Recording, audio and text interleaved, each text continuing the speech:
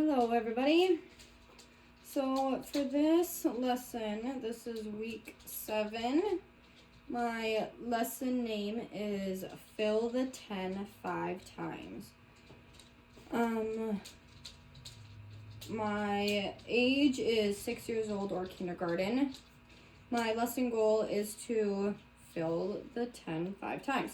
So they would get this sheet and then go from there. So my lesson goal would be, the long-term goal for this lesson is to have the students recognize how to make up 19 by adding any number to make a single number, or by adding any number to a single number to a double-digit number. And then the content standard is compose and decompose numbers from 11 to 19 into tens and ones, and some further ones by using objects. Agates. This week we are back to agates by popular demand. For my student learning objectives, we will have students will be able to apply their knowledge by adding up numbers. My expectations, students will be, for those who exceed, students will try to fill 7 10 frames. So I have 10 frames here on the sheet. For students that exceed, they will be placed into groups of other students that exceed, and they will try to fill up 7 of those 10 frames, not as pairs, individually. And then for students that meet, they will be placed into other pairs or groups of students that meet and try to fill up 5 10 frames. And then for students that fall below, they will try to fill up 3 individually, but in a group of other students that fall below.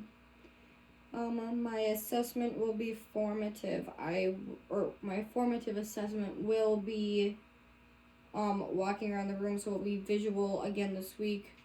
I will just be making sure that all of my students will be staying on task. Once again, making sure that they are using these agates correctly.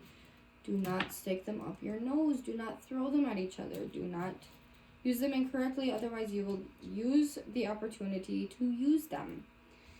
And then I also want to be able to make sure that I am teaching them right. So I do that by asking them questions, by making sure that they are being able to do their math correctly.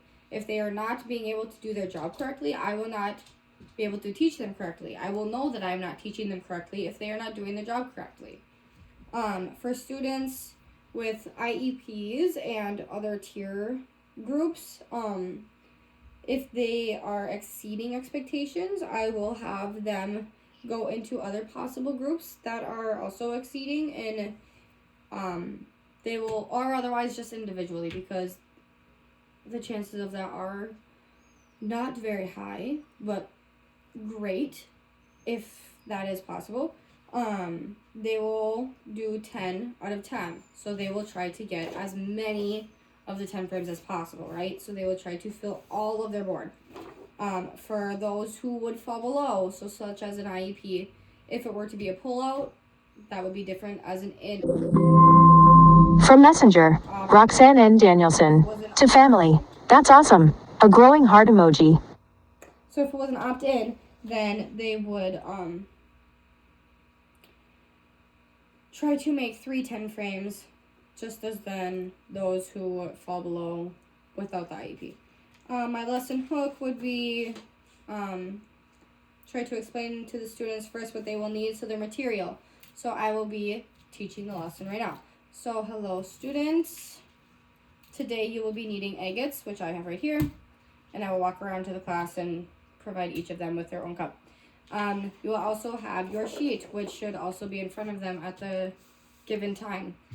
Next, I will explain to them what they will be doing for their lesson. Today you will be trying, so I will pretend as though it is those who meet expectations. So today you will be trying to get 5 10 frames. So fill the 10s. So you will try to get 5 10 frames. So you will try to add up your frames to 10. So say you had 2, and they are small, so I would need small agates, which I do have in here. So you need 2 small agates, place them in your 10 frame, and then I would tell this to the whole class, so then they would do that.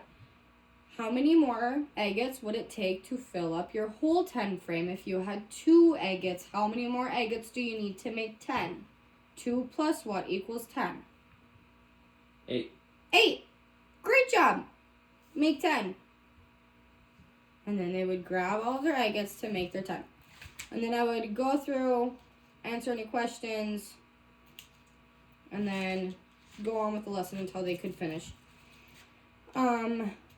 While I would be doing this, this would be the explore part, I would be making sure that I would be asking them questions to further their learning opportunities. So I would be saying, like, when would you be using this outside of the classroom? Like, why is it important to know this? That would also go along with their learning objective.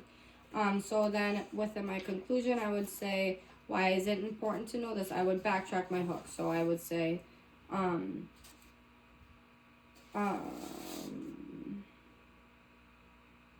would ask them if they tried their best. What is one thing they wish they did differently? What is one thing they learned? What is one thing they hope to do in the future that they can apply this knowledge to? So what is another lesson that they think that they can be able to use this exact knowledge to that they just learned? And then what is one thing, so then this is another thing that I would like to add this week in week 7 going forward into all of my lesson plans. I would like to add and ask all of my students in my closure, what is one thing that as your teacher you think that within the lesson you wish that I as your teacher had taught you differently? What is one thing that you think I could have done differently? Is there anything that you wish that I asked you about? Is there anything that I could have done to help you? Did you need any more support in this area? Did you need any more one-on-one support? Could I have answered this question differently? Because then that also lets them know that I care about their personal growth as well as the whole lesson altogether. So that is pretty much what I would do for this week's lesson 7. Yeah. That is it. Thank you.